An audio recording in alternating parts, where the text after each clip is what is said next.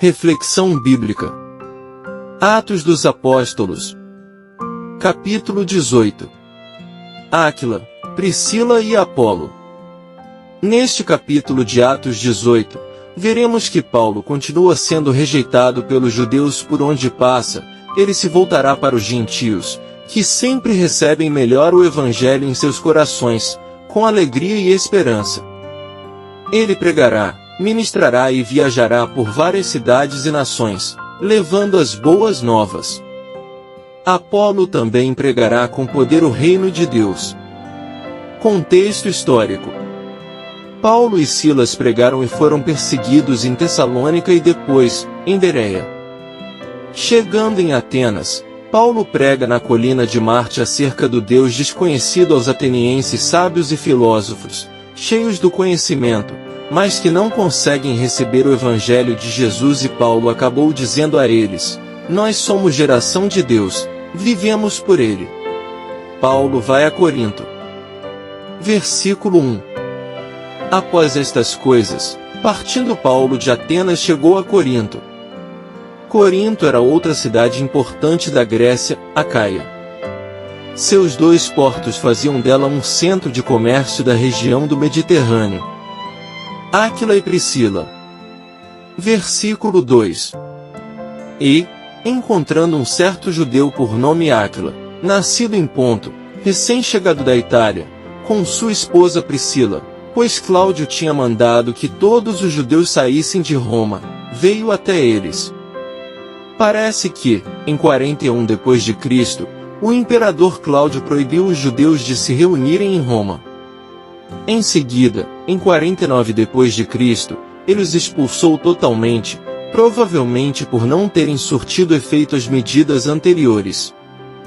Presumivelmente, Áquila e Priscila foram expulsos nessa ocasião. O fato de eles terem recém-chegado da Itália sugere que Paulo chegou em Corinto por volta de 50 d.C. O trabalho de Paulo. Versículo 3. E, como ele era do mesmo ofício, ficou com eles, e trabalhava, porque tinham por ocupação fabricar tendas. Fabricar tendas se refere a pessoas que trabalhavam com couro, ligadas, talvez, ao trabalho com tecido de pelo de cabra, o qual era confeccionado na Cilícia, região de onde Paulo se originava. A tradição rabínica posterior confirma a importância de os mestres possuírem um ofício para ajudar no seu sustento. Paulo prega na sinagoga nos sábados. Versículo 4. E ele argumentava na sinagoga todos os shabates, e persuadia os judeus e os gregos. De acordo com seu costume, Paulo argumentava na sinagoga, procurando persuadir judeus e gregos. Aparentemente, os gregos eram tementes a Deus e Paulo os teria encontrado na sinagoga, mas possivelmente fora também. Uma inscrição foi encontrada em Corinto atestando a existência de uma sinagoga dos hebreus. A data da inscrição é debatida, mas talvez seja posterior ao tempo de Paulo. Silas e Timóteo se juntam a Paulo. Versículo 5. Quando Silas e Timóteo vieram da Macedônia, Paulo foi impulsionado no Espírito, e testificou aos judeus que Jesus era o Cristo. Quando Silas e Timóteo finalmente alcançaram Paulo em Corinto, ele se dedicou àquilo que de melhor fazia, a pregação da palavra, testemunhando aos judeus que Jesus era o Cristo.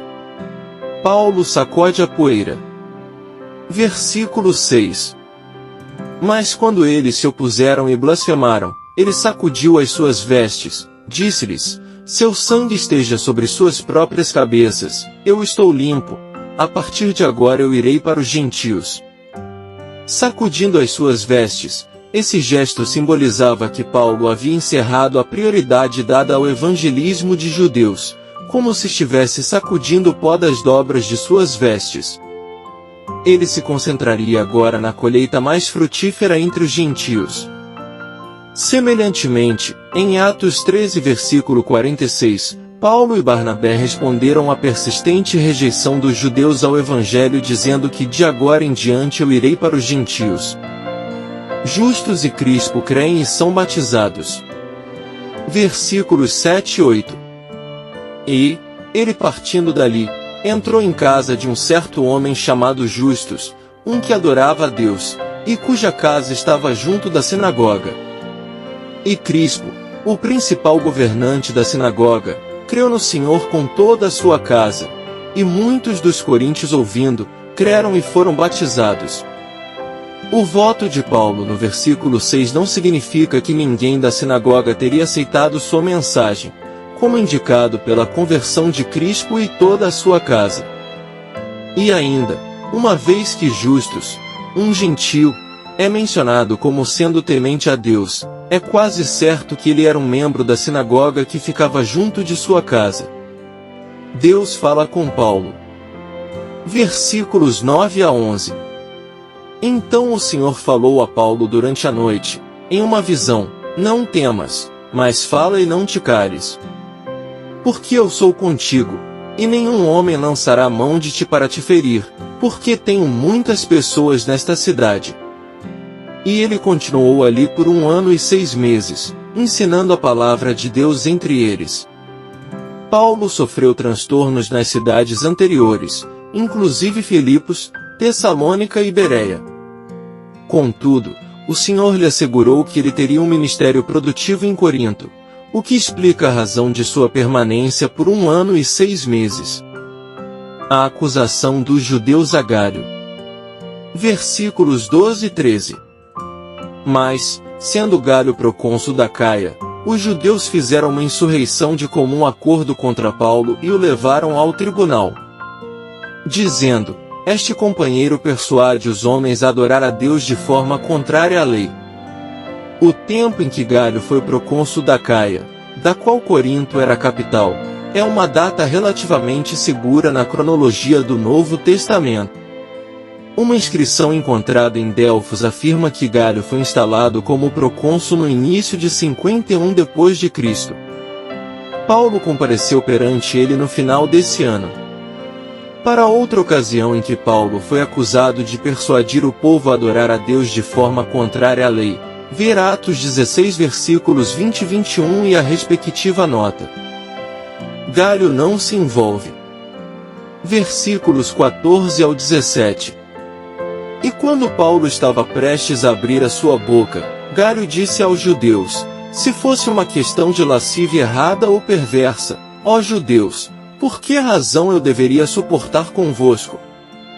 Mas, se a questão é de palavras, e de nomes, e da vossa lei, vede-o vós mesmos, porque eu não quero ser juiz de tais questões. E ele expulsou-os do tribunal. Então, todos os gregos tomando a Sóstenes, o principal governante da sinagoga, espancaram-no diante do tribunal, mas Galho não se importava com nenhuma destas coisas. Galho pareceu perceptivo: não quero ser juiz de tais questões, mas também negligente, não demonstrou preocupação com o espancamento de Sóstenes. Não devia ser fácil manter a ordem numa cidade provinciana multiétnica, fortemente envolvida com o comércio e o movimento de pessoas.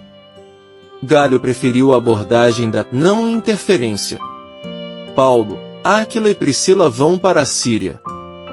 Versículo 18. E Paulo, depois disto, tendo permanecido ali ainda um bom tempo, despedindo-se dos irmãos, navegou dali para a Síria, e com ele, Priscila e Áquila, tendo rapado a sua cabeça em Cencreia, porque tinha um voto. Não está claro se foi Paulo quem rapou a cabeça em Cencreia. Pode ter sido Áquila. A sintaxe grega parece indicar o último, mas isso é incerto. O voto pode ter sido de Nazireu. Se foi Paulo a pessoa que fez o voto, sua ida a Jerusalém para saudar a igreja, verso 22, pode ter incluído uma parada no templo para completar o voto e fazer uma oferta de seu cabelo. Essa atividade era incomum para Paulo, especialmente fora da Judéia, capítulo 21 verso 26, mas teria sido consistente com sua identidade judaica. Paulo em Éfeso. Versículos 19 e 20. E chegou a Éfeso e deixou-os ali, mas ele, entrando na sinagoga, argumentava com os judeus. E, rogando-lhe eles que ficasse por mais algum tempo, não consentiu. A parada de Paulo em Éfeso deve ter sido muito breve, pois aparentemente ele não encontrou Apolo, versos 24 ao 28, ou nem com os falsos ensinos que confrontaria com uma longa estadia nesta cidade, capítulo 19. Paulo quer voltar, querendo Deus. Versículo 21. Antes, se despediu deles, dizendo: preciso de qualquer maneira celebrar a festa vindoura em Jerusalém, mas outra vez voltarei a vós, querendo Deus. E ele navegou desde Éfeso. Paulo promete voltar a Éfeso querendo Deus, como certamente ele o quis, Atos 19 versículo 1. Paulo via o seu ministério e, na verdade, toda a sua vida como estando a serviço de Deus e debaixo do seu controle. Ver nota em Romanos 1 versículo 1. Paulo retorna para Antioquia. Versículo 22. E, tendo desembarcado em Cesareia, subiu, e saudando a igreja, desceu para Antioquia. Sabemos que a igreja que Paulo saudou foi a de Jerusalém, pois ele desceu dali. Jerusalém está no nível mais alto, para Antioquia. Seu retorno a Antioquia assinala a conclusão de sua segunda viagem missionária. Paulo visita todas as igrejas. Versículo 23. E, passando ali algum tempo, ele partiu, passando em ordem por toda a província da Galácia e da Frígia, fortalecendo a todos os discípulos. Isso assinala o início da terceira viagem missionária de Paulo. Como nas duas primeiras, essa viagem começa em Antioquia e percorre os passos de Paulo pela Ásia Menor, especialmente a região frígia da província da Galácia. Apolo, de Alexandria. Versículos 24 e 25. E veio a Éfeso um certo judeu chamado Apolo, nascido em Alexandria, homem eloquente e poderoso nas Escrituras. Este homem era instruído no caminho do Senhor, e fervoroso de espírito, ele falava e ensinava diligentemente as coisas do Senhor, conhecendo somente o batismo de João. Apolo era de Alexandria, no Egito, a cidade mais erudita do mundo greco-romano. Visto que Apolo tinha sido instruído no caminho do Senhor, sabemos que, nessa época, o cristianismo tinha alcançado o Egito. Todavia, seu conhecimento do cristianismo era deficiente, pois ele conhecia somente o batismo de João Batista. Alguns entendem a expressão fervoroso de espírito, como significando que Apolo já era cheio do Espírito Santo. É mais provável, no entanto, que ele era sincero com respeito à sua fé nascente em Cristo, mas ainda não tinha recebido o batismo no Espírito Santo. Áquila e Priscila ensinam Apolo. Versículo 26. E ele começou a falar ousadamente na sinagoga. E, ouvindo Áquila e Priscila, o tomaram consigo e expuseram-lhe mais perfeitamente o caminho de Deus. Vemos aqui que falar ousadamente acerca de Jesus não é suficiente. É preciso também compreender a fé perfeitamente. Áquila e Priscila prestaram um favor a Apolo, e também ao reino, ao dedicarem tempo à sua instrução. Apolo serve a igreja de Acaia. Versículos 27 e 28. E, querendo passar a Acaia, os irmãos escreveram, exortando aos discípulos que o recebessem, o qual, tendo chegado, ajudou muito aos que haviam crido, pela graça. Porque ele poderosamente convencia os judeus publicamente, mostrando pelas Escrituras que Jesus era o Cristo. Logo que a habilidade retórica de Apolo estava casada com uma compreensão exata da fé cristã, ele partiu de Éfeso e foi para Acaia, Corinto, 19 versículo 1. Ele convencia os judeus publicamente usando técnicas apologéticas e educativas semelhantes às de Paulo. Nada disso teria sido possível se não fosse a fidelidade de Áquila e Priscila. Conclusão. Concluindo, o Evangelho se espalha assim como Jesus disse, o fermento na massa. Paulo segue visitando cidades e nações, sendo agraciado com vários auxiliadores vindos da parte de Deus. Áquila e Priscila são exemplo disso, um casal humilde e obediente aos mandamentos de Deus, ajudam Paulo sobremaneira, em tudo, e é assim em nossa caminhada, Deus nos presenteará com amigos, companheiros, irmãos de fé, para nos ajudarem a concluir nosso propósito. Justus e Crispo também, filhos na fé de Paulo, são salvos e todos os da sua casa. Isso levantou a acusação de alguns judeus, que levaram Paulo perante Gálio, que não quis se envolver na questão.